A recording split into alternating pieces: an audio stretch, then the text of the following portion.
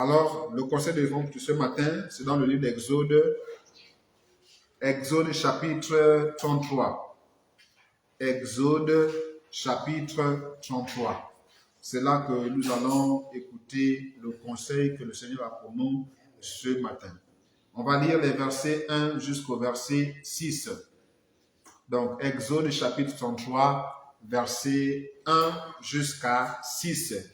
Nous sommes toujours dans le grand thème intitulé « Les obstacles à la prière ».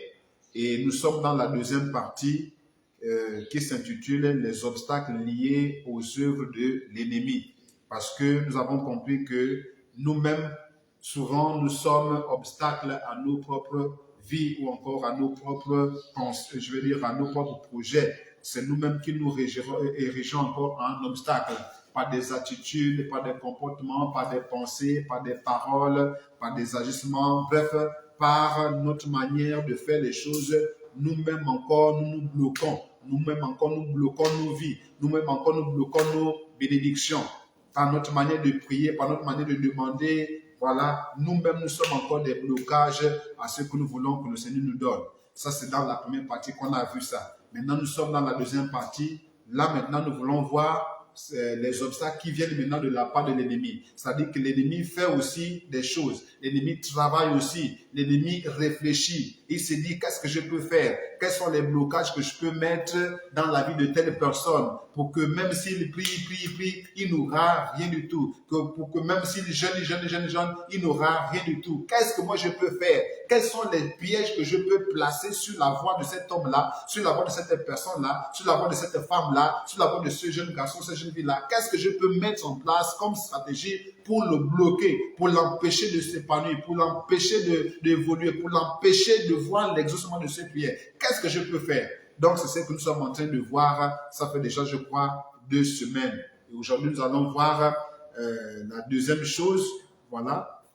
Aujourd'hui, nous allons voir la troisième chose maintenant. Le travail que l'ennemi fait, c'est qu'il fait pour nous empêcher de nous épanouir et de voir l'exaucement à nos prières. Et là, nous allons lire Exode chapitre 33, je disais, à partir du verset 1 jusqu'à verset 6. Prions, lisons maintenant. L'Éternel dit à Moïse, va, pars d'ici, toi et le peuple que tu as fait sortir du pays d'Égypte. Monte vers le pays que j'ai juré donner à Abraham, à Isaac et à Jacob, en disant, je le donnerai à ta postérité. J'enverrai devant toi un ange, et je chasserai les Cananéens, les Amoréens, les Hétiens, les Phérésiens, les Éviens et les Jébusiens. Monte vers ce pays où coule le lait et le miel. Moi, mais je ne monterai point au milieu de toi, de peur que je ne te consume en chemin, car tu es un peuple au cou roide. Lorsque le peuple eut entendu ces sinistres paroles, il fut dans la désolation, et personne ne mit ses ornements. Et l'Éternel dit à Moïse, dis aux enfants d'Israël, vous êtes un peuple au cou roide. Si je montais un seul instant au milieu de toi, je te consumerai. Je te consumerai. Ôte maintenant tes ornements de dessus de toi, et je verrai ce que je te ferai. Les enfants d'Israël se dépouillèrent de leurs ornements en s'éloignant du mont Horeb. Alléluia. Alors ce matin, nous allons parler donc de quelque chose que l'ennemi fait dans nos vies et qui nous empêche de partir, qui nous empêche d'évoluer, qui nous empêche d'arriver à la bonne destination. Mais comme nous sommes dans le cadre de la prière, nous allons voir donc ce que l'ennemi fait pour empêcher nos prières de monter, nos prières d'arriver jusqu'au ciel afin qu'elles trouvent exaucement. Parce que bien aimé, ce qui est physique, bien aimé, n'est que le reflet de ce qui est spirituel. Ici, l'Éternel dit à Moïse de partir. C'est physiquement qu'il demande à Moïse de partir avec son peuple vers le pays promis par Dieu à son serviteur Abraham. Mais quand nous mettons ça maintenant sur le plan spirituel, nous comprenons qu'en réalité, ici, c'est le ciel. Nous comprenons que Canaan, en fait, c'était une façon d'annoncer le ciel, une façon d'annoncer le paradis. Donc ici, la marche qu'Israël est en train de faire pour aller à Canaan, en fait, c'est notre marche chrétienne pour aller au ciel. Alléluia. Et si maintenant, lorsqu'on applique ça dans le domaine de la prière, nous voyons que c'est le processus de notre prière, c'est le parcours que notre prière fait pour arriver jusqu'au trône de Dieu. Parce que nos prières doivent monter pour atteindre Dieu. Dieu n'est pas ici sur la terre. Dieu a son trône au ciel. Même s'il peut régner sur la terre, même s'il peut manifester sa présence sur la terre, mais il est avant tout au ciel, parce que c'est là-bas que se trouve son trône, c'est là-bas qu'il habite. Donc nos prières doivent monter vers lui. Nos prières doivent aller le retrouver là-bas, là où il est assis sur son trône de gloire au ciel. Donc ce parcours-là, quand nous sommes ici sur la terre, pour le ciel, là, il y a une distance. Donc la distance là, nos prières doivent parcourir ça. Nos prières doivent marcher sur ce parcours-là pour atteindre donc le trône de Dieu. Mais ce parcours-là a besoin d'être assaini. Ce parcours-là a besoin d'être déblayé. Ce parcours-là a besoin d'être nettoyé pour que nos prières puissent monter. Alors donc, l'ennemi, sachant ça, qu'est-ce qu'il va faire? Il va mettre des pièges, il va mettre des obstacles, il va mettre des choses qui vont faire en sorte que, au lieu que nos prières montent, au lieu de monter, nos prières vont plutôt rester ici sur la terre. Or, si tes prières restent ici sur la terre, elles ne pourront jamais être exaucées. Parce que pour qu'elles soient exaucées, elles doivent arriver à la destination, elles doivent arriver au trône de Dieu. Et c'est là-bas maintenant que Dieu examine toutes nos prières. Mais si ta prière ne monte pas, ta prière ne sera jamais exaucée. C'est un peu comme quand tu veux avoir un emploi. Pour avoir un emploi, il faut aller déposer le dossier. Et le dossier déposé doit aller à la table de la commission. Mais si ton dossier n'arrive pas à la table de commission, la commission ne pourra pas examiner ton dossier et donc tu ne pourras jamais avoir le travail. Donc c'est le même processus qu'on doit comprendre par rapport à la prière. Nos prières sont comme des dossiers qu'on envoie pour examen. Et celui qui fait l'examen là, c'est Dieu lui-même, parce que c'est lui qui exauce nos prières. Donc si ta prière, si le dossier de ta prière n'est pas arrivé à la table d'examen du Seigneur, si ta prière n'est pas arrivée au trône de grâce, ta prière ne sera jamais examinée, donc tu ne seras jamais exaucé. Tu vas prier, tu n'auras aucun résultat. Mais pourquoi? Mais parce que ta prière n'est pas arrivée à la destination, ta prière n'est pas arrivée à la commission. Et donc, à ce moment-là, ta prière est vaine, elle est inutile. Tu as prié, tu as jeûné sans résultat, parce que justement, ta prière n'a pas rempli les conditions pour arriver au ciel afin qu'elle soit examinée. Et ici, dans ce texte-là, nous allons voir quelles sont ces choses-là, quels sont ces obstacles-là qui empêchent justement nos prières de monter. Alléluia. Alors, ici, nous voyons au verset 4 que l'Éternel, donc à partir du verset 2, il dit, j'enverrai devant toi un ange et je chasserai les Cananéens, les Amoréens, les Hétiens, les Phérésiens, les Héviens et les Jébusiens.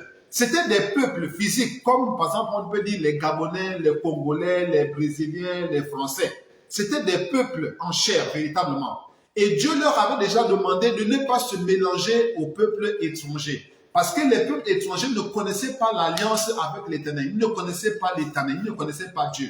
Donc eux, ils étaient en alliance avec le diable. Et nous savons tous très bien que le diable a ses pratiques, le diable a ses choses qui n'ont rien à voir avec Dieu. Donc ces peuples-là, étant en alliance avec le diable, avaient aussi des pratiques qui étaient contraires à la loi de Dieu, qui étaient contraires à la pensée de Dieu, qui étaient contraires aux exigences de Dieu. Donc Dieu leur avait déjà dit que non, il ne faut pas vous mélanger avec ces peuples-là. Et pour s'assurer de cela, Dieu leur a dit que je vais les chasser devant vous. Parce que Dieu ne voulait pas qu'ils entrent en contact avec ces peuples-là. Et c'est comme ça justement que quand ils sont partis, pendant qu'ils marchaient et qu'ils sont arrivés à Canaan, Dieu va tout faire pour chasser ces peuples-là, donc de Canaan, afin que seul son peuple demeure à Canaan. Mais au lieu d'écouter le conseil de Dieu, et ils ont préféré faire des alliances avec ces peuples-là. C'est-à-dire, il y a certains hommes israélites qui se mariaient avec les femmes de ces peuples-là. Il y a certains hommes de ces peuples-là qui se mariaient avec les filles d'Israël.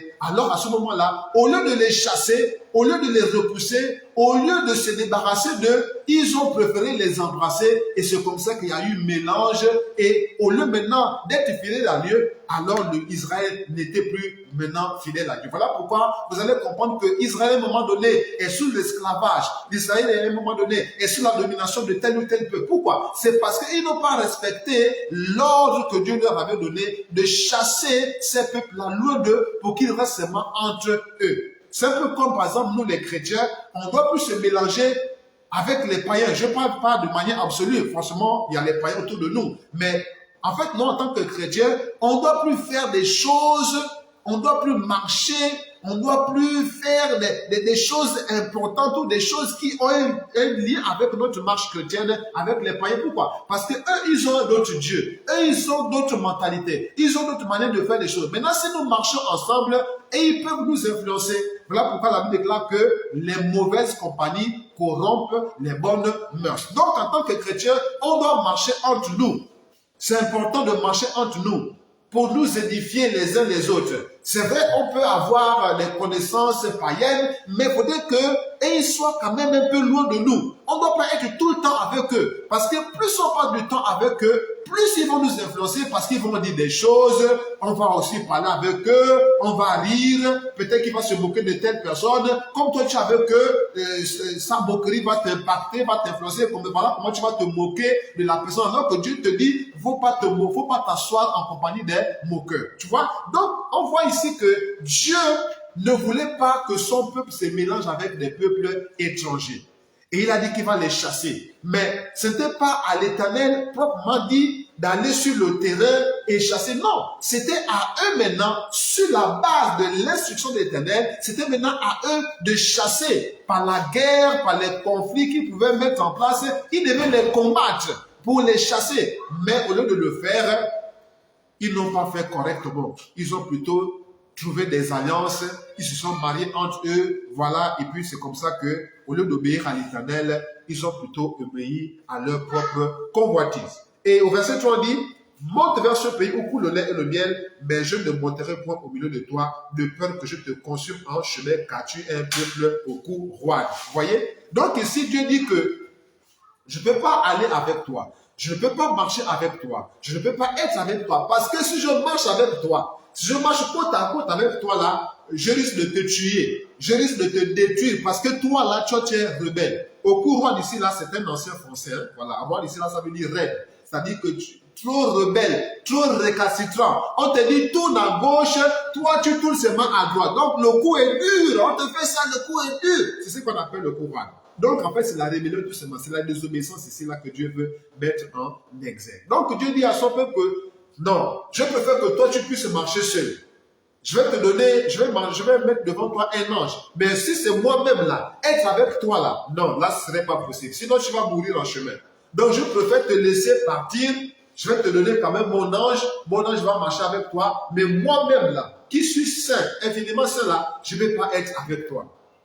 Bien aimé, la leçon qu'on va comprendre ce matin, à partir de là déjà, avant de rentrer encore dans les profondeurs, c'est que si Dieu n'est pas avec toi, comme on l'a dit tout à l'heure un peu plus haut, si Dieu n'est pas avec toi, tu peux faire des choses, tu vas réussir certaines choses, mais tant que Dieu n'est pas avec toi, ces choses-là sont appelées à échouer ou encore à tomber en ruine par la suite. Ces choses-là vont connaître la ruine par la suite, bien aimé.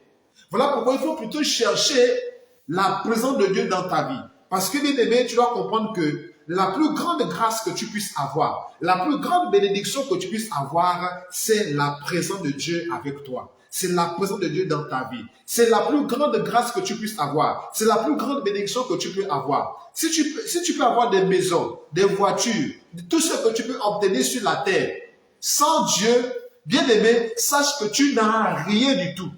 Mais par contre, si tu n'as pas de voiture, si tu n'as pas de maison, tu survis au jour le jour, Dieu te fait grâce de vivre tous les jours, mais Dieu est avec toi. Bien aimé, tu as tout. C'est le cas du riche et de Lazare. Lazare n'avait rien. Il avait des plaies, il était pauvre, il était malade, bon, bref. Mais quand les deux sont morts, vous voyez que c'est Lazare qui est parti dans le sang d'Abraham. Autrement dit, il est parti au paradis. Mais le riche qui avait tout, mais il n'avait pas Dieu. Vous voyez, là où il est parti, vous voyez, là où il a terminé sa course. Donc, on doit comprendre, bien aimé, ce matin que si nous pouvons voir toutes les choses du monde, mais si Dieu n'est pas avec nous, en réalité, nous n'avons rien. Voilà pourquoi la Bible déclare que à quoi ça sert de gagner tout le monde entier s'il faut perdre son âme? À quoi ça te sert d'avoir des voitures, des maisons, des châteaux, de l'argent, des comptes en banque remplis si tu n'as pas Dieu? Ça te servira à quoi? À rien du tout, parce que la vie sur la terre est passagère. La vie que nous menons sur la terre, là, ça va bientôt passer. Pour certains, c'est déjà même passé. Mais la vie qui ne passe pas, c'est la vie après la mort. Donc, il faudrait que nous puissions être prêts à passer cette éternité-là. Et pour que nous soyons vraiment bien préparés à passer cette éternité-là, il faudrait que nous ayons Dieu avec nous. Il faudrait que nous ayons Jésus avec nous. Parce que c'est Jésus qui, en réalité, est tout pour nous. Ce n'est pas la voiture qui est tout pour nous. Ce n'est pas la maison qui est tout pour nous. Ce n'est pas les comptes en banque qui sont tout pour nous. Non, mais celui qui est tout pour nous, celui qui est vraiment tout pour nous, c'est Jésus. Donc, c'est lui qu'on doit chercher à avoir dans notre vie. C'est lui qu'on doit chercher à obéir tous les jours de notre vie. C'est avec lui qu'on doit chercher à marcher. C'est à ses côtés qu'on doit chercher à être. Et non à côté de la voiture, à côté de la maison, à côté de la femme, du mari, tout ça. Non, on doit chercher à marcher avec Dieu. Dieu doit être avec nous. Regardez au verset 15 du même chapitre. Moïse lui dit, si tu ne marches pas toi-même avec nous, ne nous fais point partir d'ici. Moïse avait compris qu'en réalité, la meilleure chose qui puisse leur arriver dans cette marche vers Canaan, c'est la présence de Dieu à leur côté.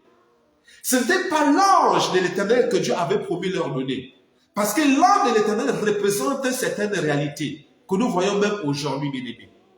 L'ange de l'Éternel représente quoi? L'ange de l'Éternel représente une bénédiction sans Dieu. L'ange de l'Éternel représente quoi? Représente les miracles, mais sans Dieu. Parce que le diable est aussi capable de faire des miracles. L'ange de l'Éternel représente quoi? Il représente la manifestation des dons sans Dieu. Parce qu'il y a des dons aussi que le diable donne. Et même parfois aussi les dons que nous avons reçus de Dieu.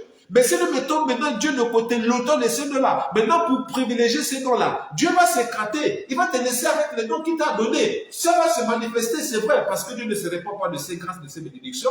Tu vas continuer à jouir de ces dons-là, c'est vrai. Mais Dieu ne sera plus avec toi. Tu peux continuer à faire des miracles, mais Dieu ne sera plus là-dedans. Mais ça va te servir à quoi? De faire des miracles, de faire des signes, des prodiges, d'exercer les dons, mais Dieu n'est plus avec toi. Ça va te servir à quoi? À rien de tout. Voilà pourquoi il dit dans sa parole que à rien de moi, jamais je ne vous ai connu. Mais pourtant, ceux-là vont dire quoi? Non, j'ai prophétisé en ton nom, j'ai guéri les malades en ton nom, j'ai chassé les démons en ton nom. C'était des dons qui se manifestaient. C'était des miracles qu'ils faisaient. Mais Dieu n'était plus avec eux. Mais qu'est-ce qui s'est passé par la suite? Dieu leur a dit, arrière de moi, jamais je ne vous ai connu. C'est ça qu'il faut éviter.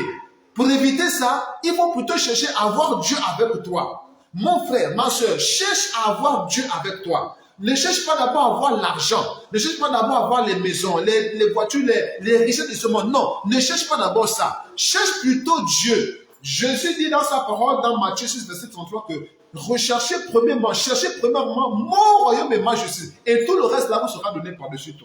Donc la première chose, la chose fondamentale qu'on doit chercher à obtenir et à avoir avec nous, c'est la présence de Dieu. C'est l'approbation de Dieu. C'est vraiment l'accord de Dieu dans ce que nous faisons, dans ce que nous sommes. Je disais un peu plus haut que dans tout ce que nous faisons, Dieu doit être au centre. Dieu doit être le centre. Il doit être le point focal. C'est lui qui doit être le centre. C'est lui qui doit être tout pour nous. Dans tout ce que nous faisons, nous devons tout faire pour la gloire de Dieu. Dieu doit trouver son compte dans tout ce que nous faisons. Voilà pourquoi il est toujours important de chercher la face de Dieu, de chercher le consentement de Dieu, de chercher l'approbation de Dieu, de chercher la vie de Dieu, de chercher le conseil de Dieu. Puisque lui-même a dit que je te montrerai la voie à suivre. Je te conseillerai. Je t'instruirai. Donc, à partir de là, nous comprenons que Dieu veut vraiment s'associer avec nous. Dieu veut vraiment marcher avec nous. Mais à condition qu'on puisse toujours lui prêter l'oreille. À condition qu'on puisse toujours lui demander conseil. À condition qu'on puisse toujours lui demander les instructions. À condition qu'on puisse toujours lui demander de nous diriger. C'est ça, associer Dieu dans notre marche. C'est ça, associer Dieu dans notre vie de tous les jours. C'est ça, faire de l'Éternel vraiment notre priorité. C'est ça, faire de l'Éternel réellement notre délice. C'est quand il est vraiment au centre de notre vie. C'est quand on lui met en haut, quand on le met en haut. C'est quand il est vraiment une place de choix dans notre cœur. C'est vraiment quand il occupe une place vraiment prépondérante dans notre cœur. Là, à ce moment-là, Dieu voit qu'il est considéré. Alors, à ce moment-là, il va agir, il va te conduire, il va t'inspirer, il va vraiment te conseiller. Bref, il va marcher avec toi. même dans la vie quotidienne, qu'est-ce qui se passe souvent? Quand une personne te considère, quand une personne te donne de la considération, quand une personne te respecte beaucoup, est-ce que tu n'as pas toujours tendance à aller vers la personne? Est-ce que tu n'as pas remarqué que tu as toujours tendance à aller demander conseil à la personne là? C'est parce que quand tu es en face de la personne t'écoute, la personne te considère, la personne vraiment sait vraiment te mettre à une bonne place devant lui. Il te respecte. Donc toi aussi, tu es attiré par cette personne-là et tu as toujours tendance à aller vers la personne pour l'écouter, pour lui demander conseil. Bref, c'est la considération que la personne te donne qui va toujours te pousser vers cette personne-là. C'est la même chose aussi avec Dieu. Quand nous allons considérer Dieu, quand nous allons donner à Dieu la place qui lui revient de droit dans notre vie, vous allez voir que Dieu va toujours être avec nous. Dieu va toujours venir vers nous. Parce que c'est lui qui prend l'initiative de venir vers nous. Donc Dieu va venir vers nous. Quand tu vas prier, Dieu va venir t'écouter. Quand tu vas parler, Dieu va venir t'écouter. Quand tu vas avoir un besoin, Dieu va venir te répondre. Pourquoi? Parce que tu le mets à la première place. Parce que tu le considères. Parce que tu lui donnes le respect qu'il mérite dans ta vie. Mais s'il voit que tu ne le considères pas, s'il voit que toi tu préfères marcher comme toi tu veux, s'il voit que tu ne l'écoutes pas, s'il voit que tu ne le consultes pas dans ce que tu fais, en somme, s'il voit qu'il n'a aucune place dans ta vie, dans ton cœur, dans ce que tu fais, qu'est-ce qu'il va faire? Mais il va se retirer. Et c'est ce qu'il a fait ici. Il a dit, non, vous là, vous êtes trop têtus. Vous là, non, moi je préfère me retirer. Je préfère vous laisser partir. Allez-y. Allez-y au pays que je vous ai promis. Moi, je ne vais pas me repentir de la promesse que j'ai faite. Je vais vous donner le pays que j'ai promis. Mais moi, je ne vais pas marcher avec vous. Marchez seul. Mais quand même, je vais vous donner mon ange. Or, nous venons de comprendre ce que ça veut dire l'ange. Parce que l'ange bien-aimé, je reprends, c'est la bénédiction sans que l'Éternel soit là-dedans. L'Éternel peut te bénir, mais si tu l'écartes de cette bénédiction-là, il va te laisser jouir de la bénédiction, mais il ne sera plus avec toi. Et beaucoup, justement, sont dans cette position-là aujourd'hui. Beaucoup sont dans ces cas-là aujourd'hui. Ils sont bénis, anti-grippe, mais malheureusement, Dieu n'est plus avec eux. Ils ont les voitures, ils ont les maisons, ils ont tout ce qu'il faut, mais malheureusement, Dieu n'est plus avec eux. Donc, tu dois comprendre que ce n'est pas parce que tu as les voitures, les maisons, tout ce que Dieu est avec toi, non. Beaucoup se servent de ça pour faire croire que Dieu est avec eux. Beaucoup de faux pasteurs aujourd'hui là sont riches. Ils ont des jets privés, ils ont des voitures de luxe, ils ont des grandes maisons pour faire croire au peuple ignorant que Dieu est avec eux. C'est fort, bien aimé. La richesse extérieure là n'est pas le signe évident que Dieu est avec vous. Non, bien aimé. Et la pauvreté aussi ne veut pas dire aussi que Dieu est avec toi. Non. Bien-aimé, tu dois chercher la présence de Dieu dans ta vie. Tu dois chercher l'approbation de Dieu dans ta vie. Tu dois chercher à ce que Dieu marche avec toi. Et Moïse l'a compris. Il a dit, si tu ne marches pas toi-même, voyez, si tu ne marches pas toi-même avec nous, ne nous fais point partie d'ici. Donc, il y a une différence entre quand c'est Dieu lui-même qui marche avec toi et quand c'est son ange qui marche avec toi. Il y a une très grande différence, mon frère, ma soeur. Quand c'est l'ange de l'Éternel qui marche avec toi, et ce n'est pas l'Éternel lui-même qui marche avec toi, ça veut dire quoi? Ça veut dire seulement que c'est la volonté permissive de l'Éternel qui s'accomplit dans ta vie. Or, il faut faire la différence entre la volonté permissive de Dieu et la volonté parfaite de Dieu. La volonté permissive de Dieu, c'est quoi? C'est quand tu fais des choses, Dieu te laisse faire quand même. Dieu te laisse faire. Tu veux voyager, tu n'as pas demandé le conseil de Dieu. Ok, tu veux voyager, vas-y, fais. Pars dans ton voyage, mais si tu as l'accident là-bas, ne dis pas, oh non, l'Éternel ne m'a pas protégé. Ah oui, ne dis pas ça, parce que toi-même, tu as décidé de partir. Est-ce que tu as d'abord demandé conseil à Dieu? Est-ce que tu t'es dit, ah Seigneur, je vais voyager, bon, Seigneur, est-ce que je peux voyager maintenant, ou bien je dois attendre, ou bien, bon, voilà, tu n'as pas demandé cela à Dieu. Vous voyez? Donc, il y a la volonté permissive de Dieu. C'est-à-dire que Dieu nous permet de faire certaines choses parce qu'on est têtu, on veut faire ce qu'on veut. Ok, il nous laisse libre parce qu'il nous a créé libre. Donc il nous laisse exercer notre liberté. On a le libre arbitre. Donc il nous laisse faire. Ça, c'est la volonté permissive de Dieu. Mais la volonté parfaite de Dieu, c'est ce que lui, il veut. C'est ce que lui, il veut pour nous. Alors que la volonté permissive, c'est ce que nous voulons pour nous-mêmes. Il y a une différence à ce niveau-là. Donc, on on doit chercher la volonté parfaite de Dieu dans notre vie. C'est-à-dire ce que Dieu veut pour nous, ce que Dieu a préparé d'avance pour nous, c'est cela qu'on doit rechercher. Donc, laisser l'an de l'Éternel marcher avec nous, c'est nous laisser dans la volonté permissive de Dieu. C'est laisser nos émotions, nos sentiments, nos désirs, notre volonté propre se manifester, nous guider, nous orienter. Or, ce n'est pas ça. On doit laisser notre volonté plutôt être soumise à la volonté de Dieu. On doit plutôt accorder notre volonté à celle de Dieu. On doit plutôt laisser notre volonté se soumettre à la volonté de Dieu. C'est ça que Dieu attend de toi et de moi. Et donc ici, Moïse dit, si tu ne marches pas toi-même avec nous, nous on ne veut pas de ton ange. Nous on ne veut pas de ton ange. Nous on veut toi-même. Nous c'est toi-même qu'on veut. Maintenant si toi-même tu ne marches pas avec nous, donc ne nous laisse pas aussi partir. Ça c'est Moïse qui parle ainsi, au nom de ses frères. C'est ça un leader. Le leader cherche toujours le meilleur pour son peuple bien-aimé. Le leader marche et fait toutes choses d'abord pour le meilleur, pour le bien de son peuple. Et Moïse a cherché le meilleur pour son peuple. Moïse a cherché le meilleur pour ses frères. Il n'a pas dit, ah, en tout cas c'est bon, là j'ai déjà avec nous, c'est bon, on peut partir. Non, il a plutôt cherché ce qu'il y avait de meilleur pour son peuple. Il a cherché ce qu'il y avait de meilleur pour ses frères. Et le meilleur pour ses frères, c'est quoi? C'est la présence de Dieu lui-même. Pas son ange, non. Pas son ange, non, non, non, mais Dieu lui-même. Et dans notre cas ici, bien aimé, c'est la vérité. Ce qu'il y a de meilleur pour nous, c'est la vérité. Voilà pourquoi je vais toujours m'acharner à vous dire la vérité. Qu'on le veuille ou pas, que vous l'acceptez ou pas, je vais toujours m'acharner à vous prêcher la vérité. Pourquoi? Parce que c'est la vérité qu'il y a de mieux pour vous. Parce que c'est la vérité qui délivre. C'est la vérité qui affranchit. C'est la vérité qui libère. C'est la vérité qui nous délivre des liens, des chaînes, des prisons. C'est la vérité. Car vous connaissez la vérité et la vérité vous rendra libre. Donc, mon frère, ma soeur, je chercherai toujours le meilleur pour toi et moi. Ici, je chercherai toujours le meilleur pour toi et moi. Et le meilleur pour toi et moi, c'est la vérité pure de l'évangile. Moïse l'a fait.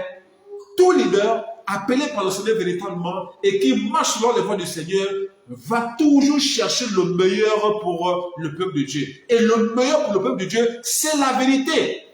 C'est la vérité, mon bien-aimé. C'est ça le meilleur pour le peuple de Dieu. Et la vérité, c'est Christ lui-même. Et dans le cas de Moïse, là, la vérité, c'est l'Éternel, puisqu'à l'époque, il ne connaissait pas encore Jésus. Or, l'Éternel, c'est Jésus. Jésus, c'est l'Éternel. C'est la même personne. Donc ici, la vérité, c'est ce qui est meilleur pour toi et moi. Acceptons la vérité, même si elle est dure. Pratiquons la vérité, même si c'est difficile. Mais avec Dieu, cela va toujours s'arranger. Donc, mon frère, ce matin, vous voyez que je n'ai même pas encore touché l'aspect que le Seigneur m'a mis de parler avec vous. Vraiment, c'est celui qui fait ça. Donc, tu dois comprendre seulement que on doit éviter de marcher avec nos propres pensées, nos propres désirs et mettre Dieu de côté. Non, on doit plutôt chercher à mettre Dieu au centre. Et pour mettre Dieu au centre, c'est très simple. C'est obéir à sa parole. C'est tout. Si tu veux mettre Dieu au centre de ta vie, obéis seulement à sa parole. Marche selon ses préceptes. Marche selon ses commandements. Marche selon ses conseils. Marche selon ses directives. C'est alors que tu réussiras. C'est alors que tu vas arriver à Canaan. Regardez. Tous ceux qui marchaient dans la désobéissance, vous allez le voir maintenant avec Josué, ils ne sont pas rentrés à Canaan. Seuls Josué et Caleb sont rentrés à Canaan. Les autres là, ils sont tous morts. Pourquoi? Parce qu'ils marchaient dans la désobéissance. Ils marchaient dans la désobéissance, bien aimés. Mais Josué et Caleb, qui se sont efforcés à obéir à Dieu, ils sont rentrés à Canaan. Même Moïse lui-même, le pauvre, il n'est pas rentré à Canaan. Lui qui a tout fait pour que vraiment le peuple de Dieu vraiment puisse être dans les meilleures conditions, lui non plus n'est pas rentré. Vous voyez? Donc parfois le peuple amène le leader même à rater sa vocation. Pourquoi? Parce que le peuple est têtu. Le peuple est désobéissant. Au point qu'à un moment donné, le leader va se fâcher et il va maintenant dire n'importe quoi. Mais par la grâce du Seigneur, cela n'arrivera pas ici au nom de Jésus. Parce que nous avons un objectif à atteindre. L'objectif, c'est le ciel. Et là, il n'y a pas de prix. Franchement, il n'y a pas de prix. On est prêt à payer le prix nécessaire parce qu'on doit aller au ciel. Donc, pas de découragement. Donc, pas de compromis. Pas de compromission parce que nous voulons aller au ciel. On prêche l'évangile, on prêche la parole, on enseigne. Celui qui écoute, écoute. Celui qui n'écoute pas, c'est pas grave. On continue toujours à prêcher parce que ce n'est que la vérité qui va nous conduire au ciel. Alléluia. Donc, mon frère, ma soeur, ne nous décourageons pas. On ne doit pas regarder ce qui nous entoure. Ne regardons pas les chaises qui sont vides là. Les chaises qui sont vides là, il y a les anges qui sont assis dessus parce que nous sommes en train de prêcher la vérité. Ils sont là avec nous. Donc, le peu que nous sommes là, si c'est ce peu-là qui doit aller au ciel, allons-y au ciel. De toute façon, beaucoup sont ceux-là qui vont rester. Ça, c'est déjà une vérité. Beaucoup vont rester. Quand la trompette va sonner, beaucoup vont rester sur la terre. Peu sont ceux-là qui vont monter. Donc, notre combat, c'est de tout faire pour que quand la trompette va sonner, si tu étais déjà mort à ce moment-là, que tu ressuscites et que tu montes. Si tu étais vivant à ce moment-là, que ton corps soit transformé et que tu montes. Voilà, bien aimé, notre objectif. Or, c'était un objectif noble. C'était un objectif vraiment très élevé. Et donc, ça nécessite aussi le paiement d'un prix très élevé. Le prix du renoncement de soi. Tu dois renoncer à toi-même. Tu dois renoncer au monde. Tu dois renoncer à toutes ces convoitises charnelles. Tu dois renoncer à ça, mon frère. Si tu veux aller au ciel, tu dois renoncer au monde. Si tu veux aller au ciel, tu dois renoncer à la convoitise de la chair. Si tu veux renoncer à ça, tu dois renoncer à tout ce que l'ennemi est en train de mettre en place comme séduction. Tu dois renoncer à ça, bien-aimé, si tu veux aller au ciel. Si nous voulons aller au ciel, voilà à quel niveau notre renoncement doit donc arriver. Alors, regardez.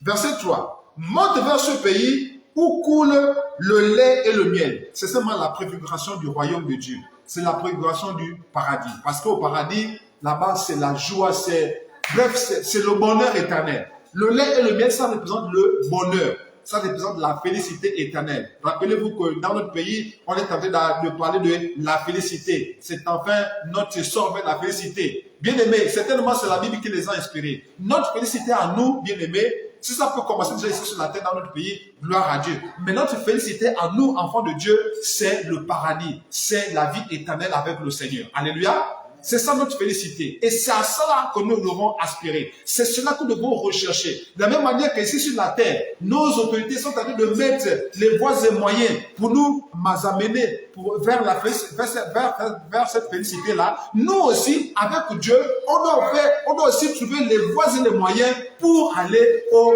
ciel. Alléluia. Aïe donc il dit, je ne monterai point au milieu de toi, de peur que je ne te consume en chemin, car tu es un peuple au cou roide.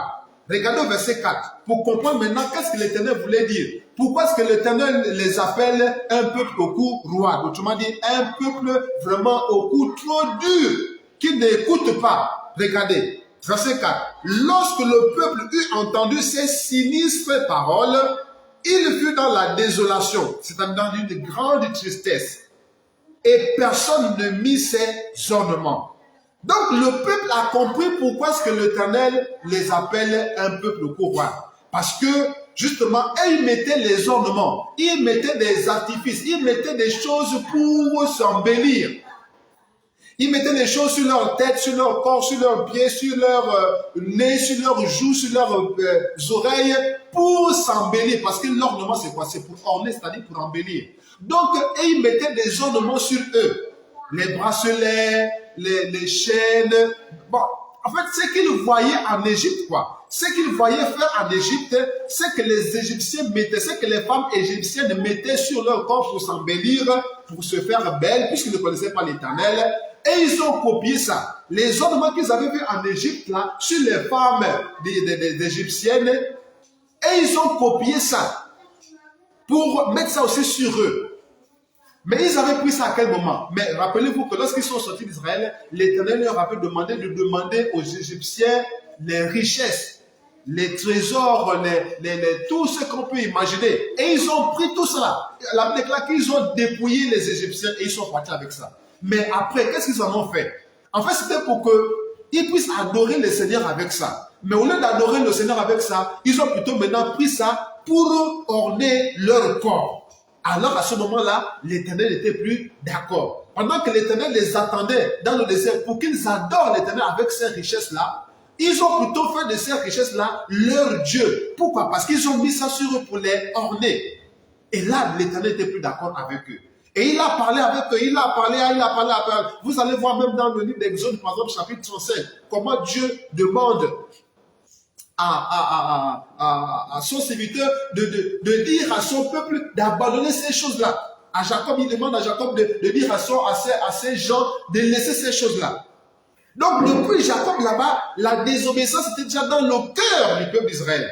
Et lorsqu'on arrive ici au niveau de Moïse maintenant, c'est la même chose. Donc, vous voyez toute la colère de Dieu là qui s'est accumulée là. Toute la colère là, parce que le peuple désobéissait là. Vous voyez jusqu'à quel niveau c'est arrivé. Et donc, quand ils sont arrivés ici là, parce qu'ils étaient déjà en train de marcher vers Canaan, alors Dieu va leur dire que non, enlevez d'abord ces choses-là. Si vous voulez que je sois d'abord au milieu de vous et que je marche avec vous, alors il faut que vous puissiez enlever vos ornements. Voilà pourquoi, quand nous lisons maintenant au verset 5, il dit, l'Éternel dit à Moïse, dis aux enfants d'Israël, vous êtes un peuple au cou roide. Si je montais un seul instant au milieu de toi, je te consumerai. Alors regardez ce que l'Éternel dit. Ôte maintenant, c'est-à-dire enlève maintenant, ôte maintenant tes ornements de dessus toi, et je verrai ce que je te ferai. Voilà la condition que Dieu donne à son peuple. Voilà la condition que Dieu donne. Il dit, enlève d'abord tes ornements, et je verrai ce que je fais. Donc c'est une condition en fait.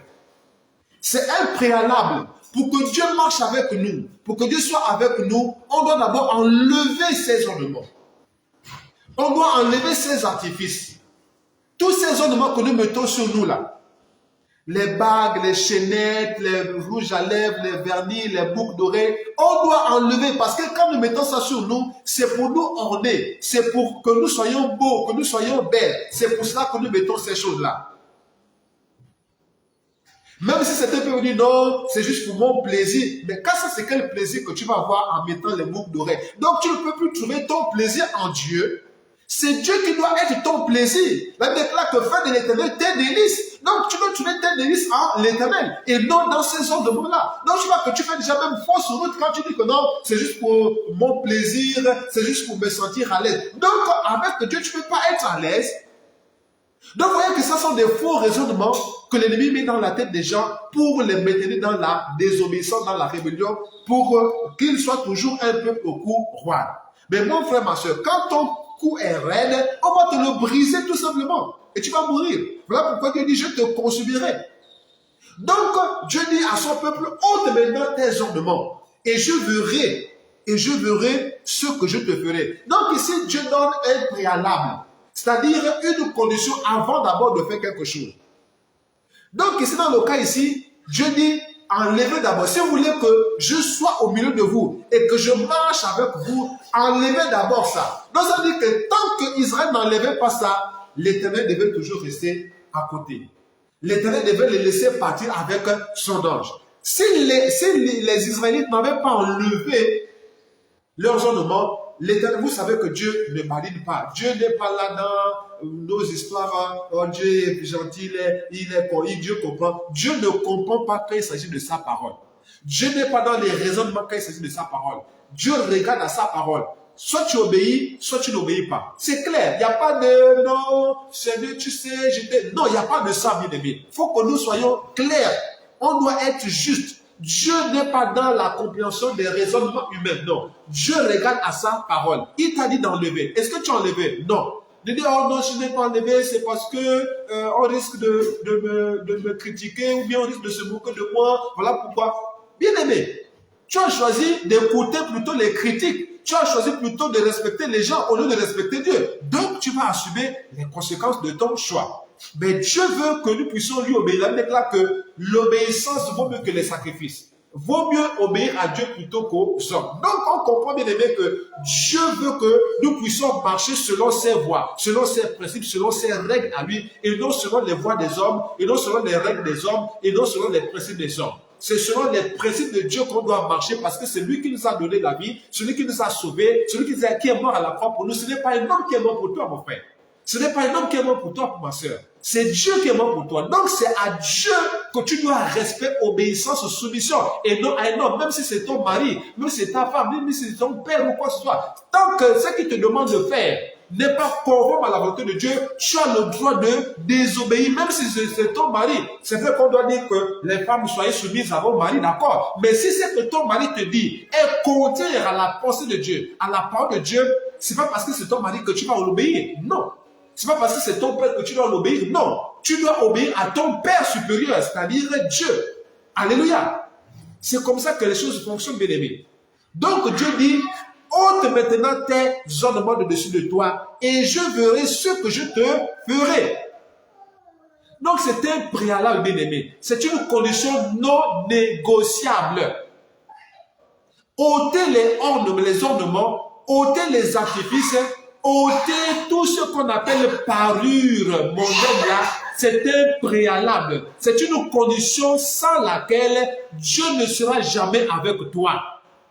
C'est vrai, tu peux faire des choses. Tu vas sembler réussir. Tu vas réussir même. Tu vas même réussir tranquille. Mais Dieu ne sera pas avec toi. Mais tu vas te rendre compte de ça maintenant après. Ah donc, malgré tout ce que j'ai fait là, donc Dieu n'était pas avec moi. Rappelez-vous de Matthieu. Où les gens disent, mais j'ai prophétisé, j'ai fait ce que Dieu a dit quoi? Jamais je n'étais connu.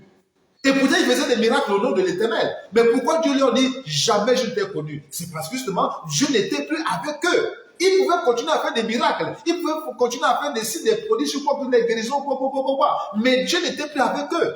Donc, ce que nous devons rechercher, c'est la présence de Dieu avec nous. C'est Dieu avec nous. Et pour que Dieu soit avec nous, parmi les conditions que Dieu demande, parmi les conditions que Dieu nous demande d'exécuter, d'obéir, c'est enlever les ornements mondains, c'est enlever les parures mondaines, c'est enlever tous ces artifices que nous mettons sur le temple de Dieu pour le souiller. On doit enlever ça, parce que Dieu ne mange qu'avec les saints, Dieu ne mange qu'avec ce qui est pur. Dieu est pur, donc il ne peut pas marcher avec quelqu'un qui vit dans la saleté, non. Or, les ornements, c'est la saleté. Les ornements sont des dieux étrangers, les ornements sont des idoles. Derrière ces ornements il y a des esprits impurs, bien-aimés. C'est ça la vérité. Un exemple pour mieux comprendre, pour vous montrer que derrière les ornements que nous mettons là, les boucles d'oreilles, les faux cheveux, les vernis, il y a des démons derrière ça. Dans la Bible, souvenez-vous lorsque le roi avait demandé à tout son royaume de se prosterner devant la statue qu'il avait fabriqué à son image. Quand Daniel avait refusé de se prosterner, qu'est-ce que le roi lui avait dit? Le roi avait dit, ah, mais tu as bien fait de ne pas adorer le faux Dieu qui est derrière cette statue-là. Voyez? Donc ça veut dire que derrière les statues que vous voyez même dans la ville là, il y a des esprits derrière là. Derrière tout ce que Dieu ne veut pas, sachez qu'il y a un esprit impur derrière. Voilà pourquoi Dieu ne veut pas ça. C'est parce qu'il y a un esprit derrière ça. Derrière les idoles que vous voyez dans les rues, les statues que vous voyez dans nos villes là, il y a des esprits derrière ça. Derrière les statues, même les statues que nous prenons, les statues que nous achetons chez les sculpteurs là, il y a des esprits derrière ça parce que Dieu a dit qu'on ne doit pas représenter les choses. Il y a un homme, on représente l'homme. Dès que tu fais une représentation de quelque chose que Dieu a interdit de représenter, il y a un esprit qui va se cacher derrière. Pourquoi? Parce que tu désobéis à la parole de Dieu. Donc, tout ce qui est désobéissance à la parole de Dieu, derrière, il y a un esprit, il y a un mauvais esprit dedans. Par exemple, les dessins animés. Il y a des esprits derrière les dessins animés. Les Naruto, les Dragon Ball, Zen Ball, tous les dessins animés que vous voyez là dans les films là, il y a des esprits qui sont derrière cachés. Pourquoi? Parce que ce sont des représentations des hommes, des animaux. Un animal qui parle, est-ce que vous avez déjà vu un animal parler à part seulement l'âme qu'on représente? Mais ça c'était une exception. Mais c'était l'esprit de Dieu, c'était Dieu qui parlait au travers de l'âme. Donc ça veut dire que ce qui parle derrière les animaux là, c'est aussi un esprit. Oh, quel est l'esprit qui parle derrière un dessin animé comme Naruto? Ce n'est pas l'esprit de Dieu qui parle. Donc c'est forcément un esprit démoniaque qui parle derrière là. Donc vous devez comprendre que le diable a réfléchi. Il est très intelligent et rusé. Un homme sans l'esprit de Dieu, c'est la proie du diable. Celui qui est supérieur dans l'intelligence devant le diable, ce n'est qu'un enfant de Dieu régénéré dans son intelligence par le Saint-Esprit. Voilà pourquoi Daniel avait un esprit. La Bible déclare que Daniel avait l'esprit supérieur. Il était le plus intelligent dans le royaume. Pourquoi? Mais parce qu'il avait l'esprit de Dieu. Donc tu dois comprendre, mon frère, ma soeur, que derrière les ornements, derrière les parures, derrière tout ce qu'on met comme maquillage, rouge à lèvres, tout ça, il y a des esprits derrière. Et là, actuellement, je vous avais parlé du royaume des royaumes de Satan. Il y a le royaume satanique qui vient des eaux. Parce qu'il y a des esprits qui avaient été chassés, qui sont partis sous les eaux. Le royaume actuel qui agit dans le monde, c'est le royaume des eaux. C'est le royaume sous-marin qui agit actuellement. Nous sommes dans la marque 666. Et donc, c'est le royaume des eaux qui est derrière cette marque-là. Donc, les maquillages, les rouges à lèvres, toutes ces choses-là sont en réalité le produit des esprits des eaux. Même si ce sont les hommes physiques comme nous qui fabriquent, mais puisque c'est le système du monde des eaux qui est derrière ça, alors ces choses-là sont impactées par les esprits des eaux. Ce qui fait que quand tu achètes un maquillage, par exemple, sache que tu es en train d'acheter aussi un esprit des eaux. Quand tu vas mettre le maquillage, c'est maintenant le visage de l'esprit derrière le maquillage là que tu vas mettre sur toi. Voilà pourquoi tu vas constater que plus tu vas mettre le maquillage, plus ton visage va de plus en plus changer. Je vais vous donner un témoignage ici, une sœur qui m'avait appelé dans mon lieu de travail. Je regarde, je ne reconnaissais pas la sœur. C'est quand il a insisté que j'ai aussi insisté dans mon regard que j'ai, ah, donc c'est elle. Mais pourquoi? Parce que son visage avait changé par le maquillage, le rouge à lèvres, les fonds de teint, les crayons de beauté qu'elle avait. Elle avait changé de visage. Donc, sachez bien aimé que les choses, ces ornements-là, il y a des esprits derrière. Si, pour le moment, on n'est pas convaincu, là, il n'y a qu'une seule solution pour être convaincu. Allez-y, priez le Seigneur. Je vais vous donner quelque chose. Par exemple, les faux cheveux là, les perruques que vous mettez là. Prends 3 jours de prière, de jeûne de prière à sec. Tu fais le jeûne à sec pendant 3 jours. À sec, hein? 3 jours. Maintenant, prends la perruque là, ou bien les faux cheveux là. Prie dessus. Tu vas voir ce qui va se manifester là. Ça, c'est vraiment, c'est l'expérience que je me demande de faire.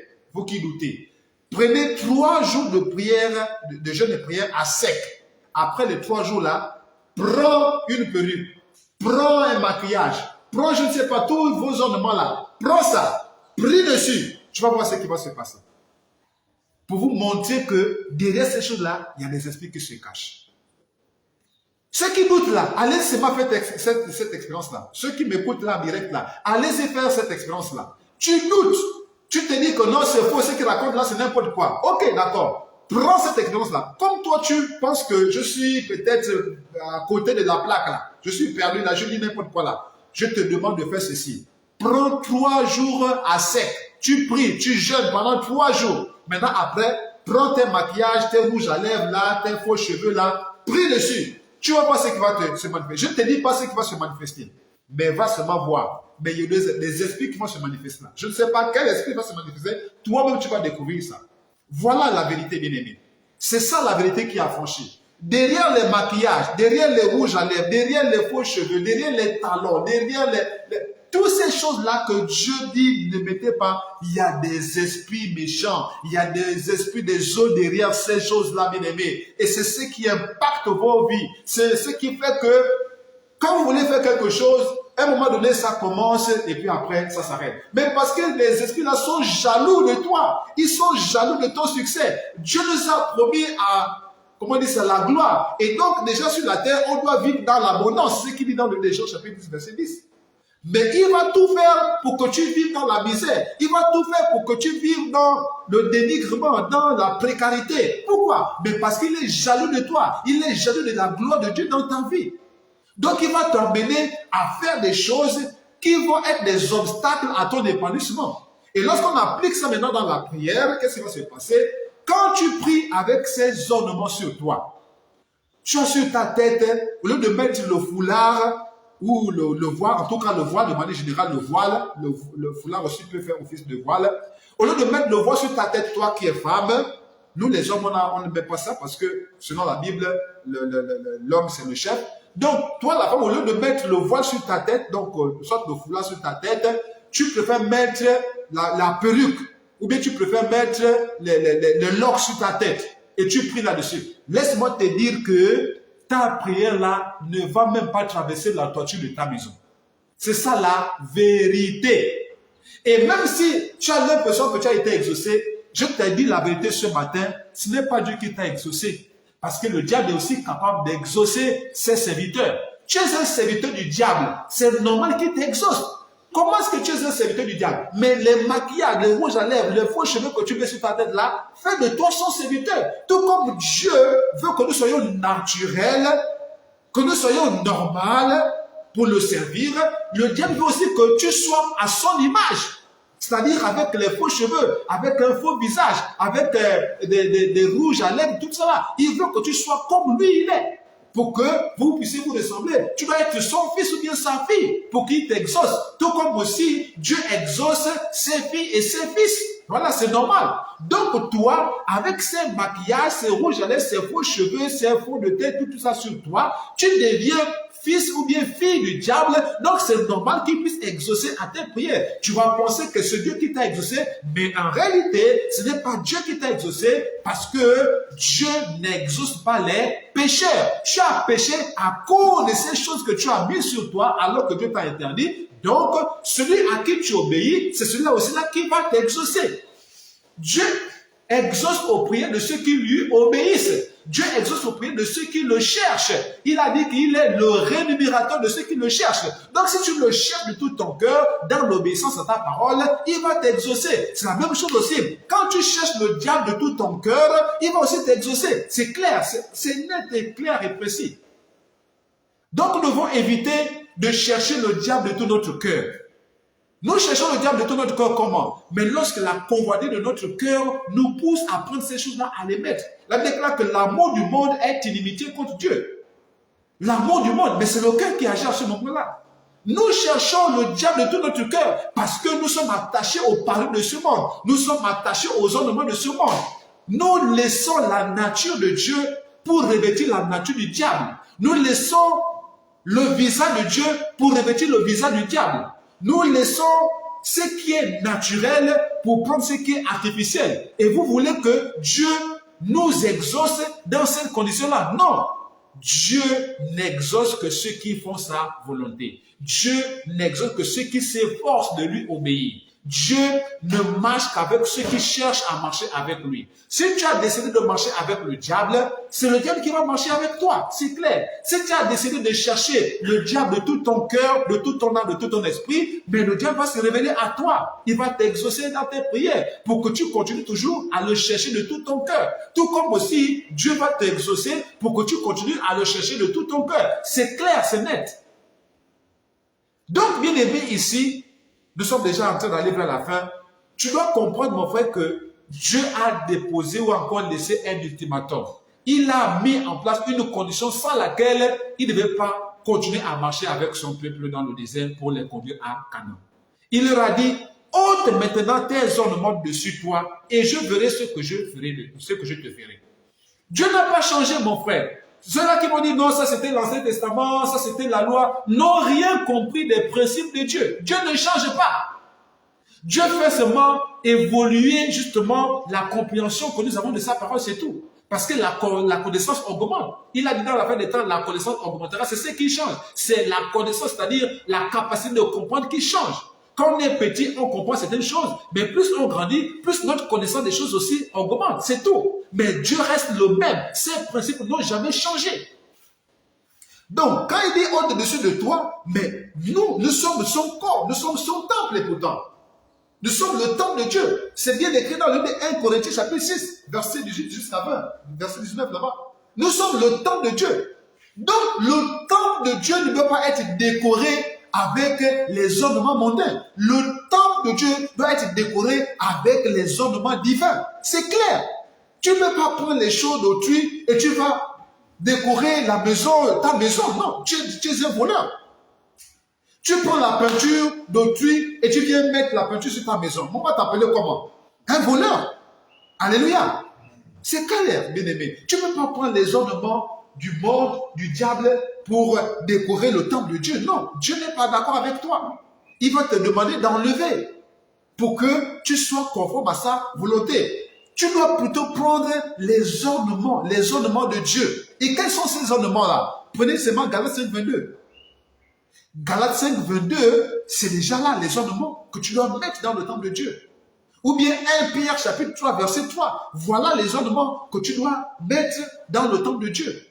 Si tu veux orner le temple de Dieu, lis Galates 5, 22, tu vas savoir. Lis 1 Pierre chapitre 3, verset 3. Tu vas voir les ornements que tu vas mettre sur le temple de Dieu. Ce n'est pas le rouge à lèvres, les faux cheveux qui sont les ornements. Non, ça c'est les ornements du diable que tu mets sur le temple de Dieu et Dieu n'est pas d'accord avec toi. Quand tu pries dans ces conditions-là, ne pense pas que Dieu t'exauce. Non, celui qui va t'exaucer là, c'est le diable pour continuer à te maintenir dans cette ignorance-là afin que quand tu vas mourir, tu partes avec lui dans les temps de feu. Voilà le plan du diable. C'est ça le plan du diable, mon frère, ma soeur. Et c'est ça la vérité. Si tu doutes, fais l'expérience que je t'ai demandé de faire. C'est tout. Fais seulement cette expérience-là et tu sauras que je suis en train de te dire la vérité. Alors, mon frère, ma soeur, pour terminer, au verset 6, quand Dieu a dit à Israël d'enlever les ornements, d'enlever, de se débarrasser, quand Dieu leur a demandé de se débarrasser de ces ornements-là, qu'est-ce qui s'est passé? Les enfants d'Israël se dépouillèrent de leurs ornements. Vous voyez? Ils se sont dépouillés. C'est-à-dire qu'ils ont tout enlevé. Tout ce qu'ils avaient sur eux, ils ont tout enlevé.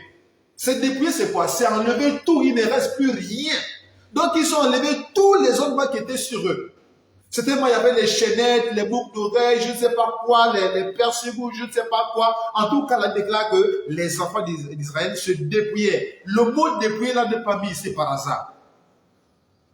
La Bible déclare les enfants d'Israël se dépouillaient. Ils auraient pu dire les enfants d'Israël enlevèrent.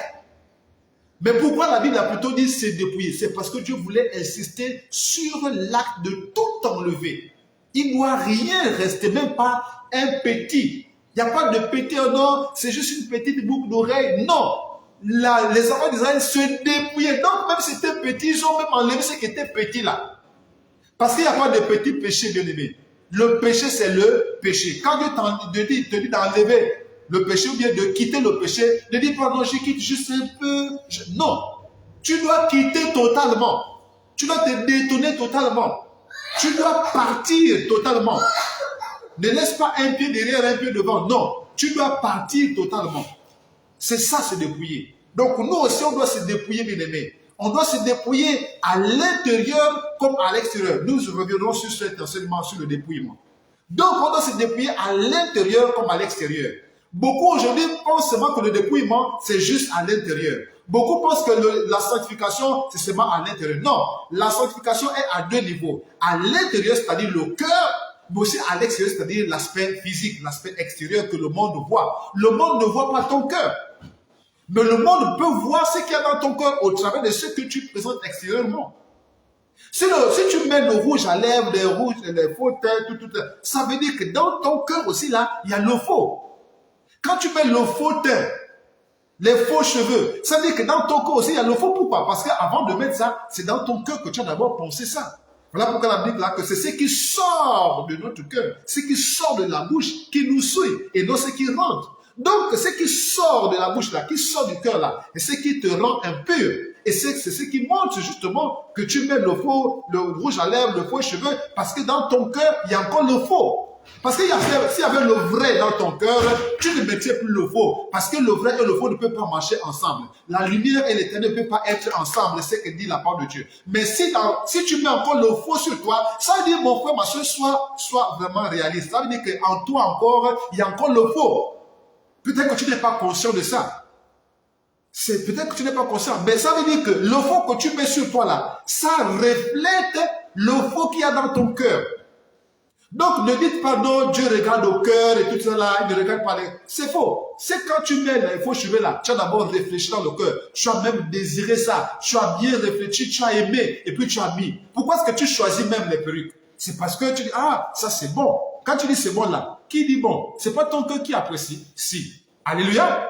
Donc, vraiment, il ne faudrait pas que nous soyons comme des autruches.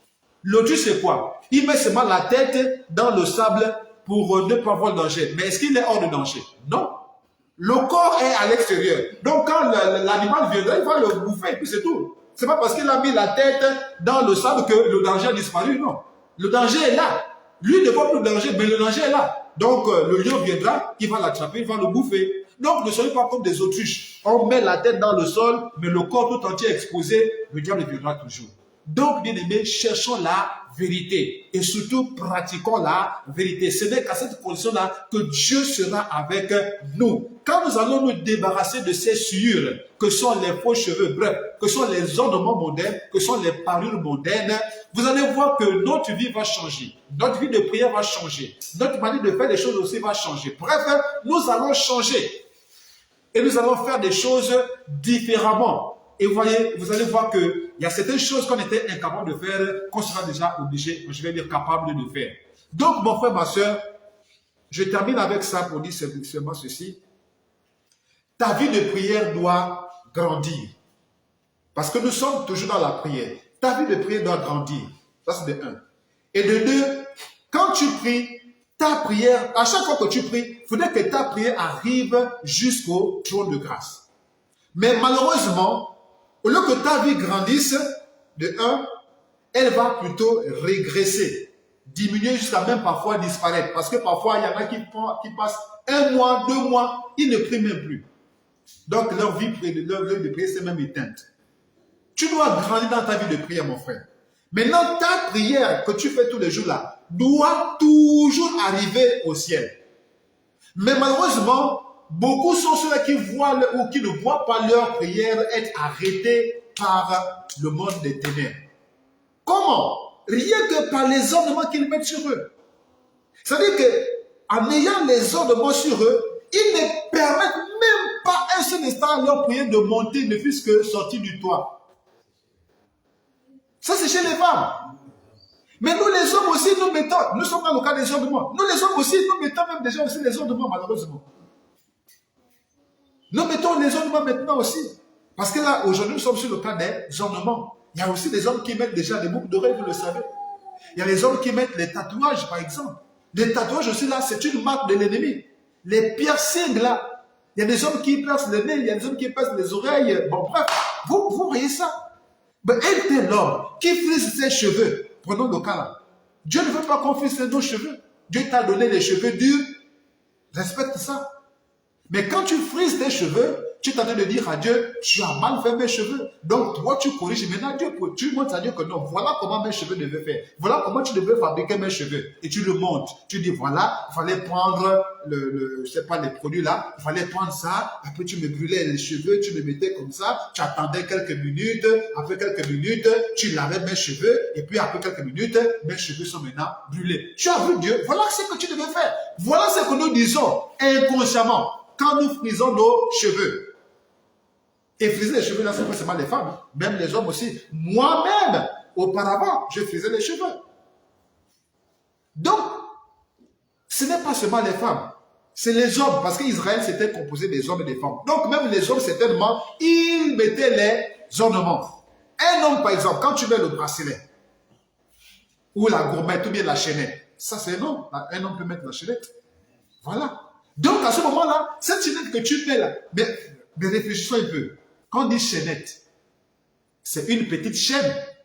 La chaînette, c'est une petite chaîne. Or, quand on dit la chaîne là, la chaîne sert à quoi?